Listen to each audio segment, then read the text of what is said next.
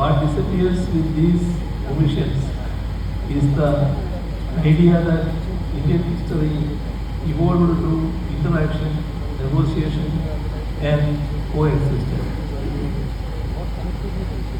Equally disturbing is what has been removed from modern Indian history.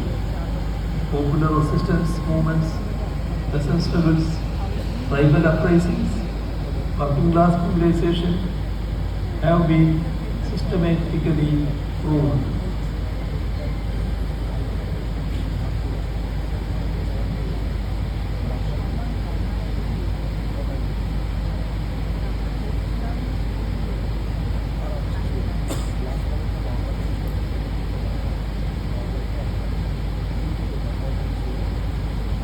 The ideological depth of revolutionary figures like Bhagat Singh is stripped away, presenting him as a great patriot rather than a thinker shaped by anti-imperialism and socialism.